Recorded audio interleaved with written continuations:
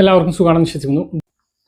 Pipe line natural gas PNG സൗകര്യമുള്ള പ്രദേശങ്ങളിൽ LPG സിലിണ്ടറുകൾക്ക് പകരം PNGയിലേക്ക് മാറുന്നത് സർക്കാർ നിർബന്ധമാക്കി. മാർച്ച് 24 പുറത്തിറക്കിയ ഉത്തരവ് പ്രകാരം അറിയിപ്പ് ലഭിച്ച് 3 മാസത്തിനുള്ളിൽ ഉപഭോക്താക്കൾ PNG കണക്ഷനിലേക്ക് മാറണം.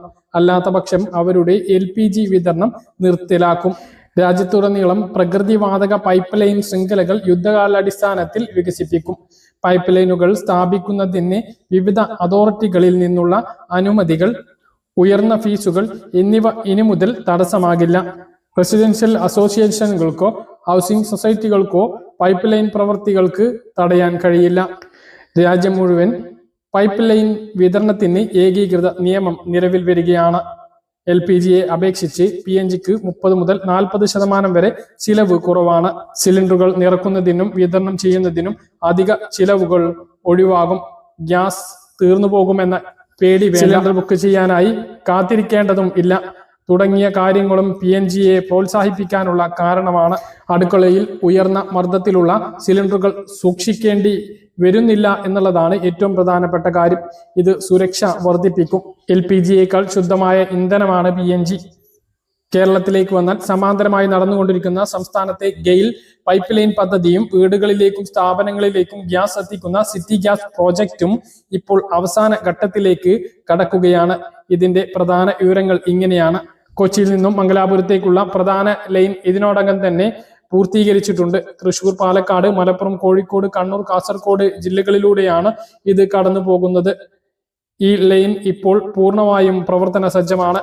കൂടാതെ തമിഴ്നാട്ടിലേക്ക് നീണ്ടുപോകുന്ന കുട്ടനാട്, ബാംഗ്ലൂരു പൈപ്പ് ലൈൻ ജോലികളും അതിവേഗത്തിൽ മുന്നോട്ട് പോകുന്നു. സിറ്റി ഗ്യാസ് പദ്ധതിയുടെ കാര്യങ്ങൾ ഇനി പറയുന്ന രൂപത്തിലാണ്. വീടുകളിലേക്ക് നേരിട്ട് പാചകവാതകം എത്തിക്കുന്ന പദ്ധതിയാണിത്. ഓരോ ജില്ലകളിലേക്കും വിവിധ കമ്പനികൾക്കാണ് ഇതിന്റെ ചുമതല.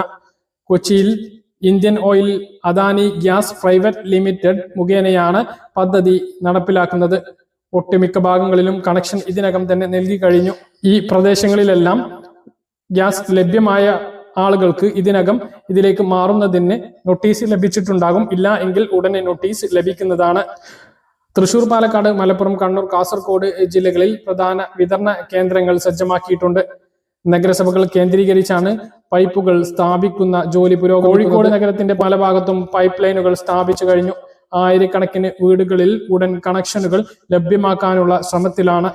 Thiruvananthapuram, Kollam, Alappuzha Atlantic Gulf and Pacific കമ്പനിക്കാണ് ഇവിടുത്തെ ചുമതല.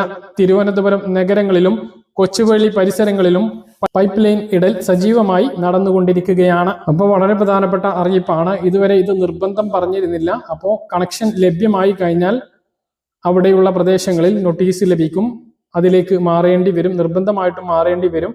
അപ്പോൾ നമ്മൾ LPG സിലിണ്ടർ ഒഴിവാക്കുകയും വേണ്ടി വരും, കണക്ഷൻ ഒഴിവാക്കേണ്ടി വരും. അപ്പോൾ PNGയിലേക്ക് മാറണം. PNGയിലേക്ക് മാറുമ്പോൾ 30 മുതൽ 40% വരെ കിഴിവ് ലഭിക്കും എന്നുള്ളതാണ്. അതായത് നമ്മൾ ഉപയോഗിക്കുന്ന ഇപ്പോൾ 14 കിലോഗ്രാം സിലിണ്ടറിന് നമുക്ക് 1000 രൂപയോളം വില വരുന്നുണ്ട്.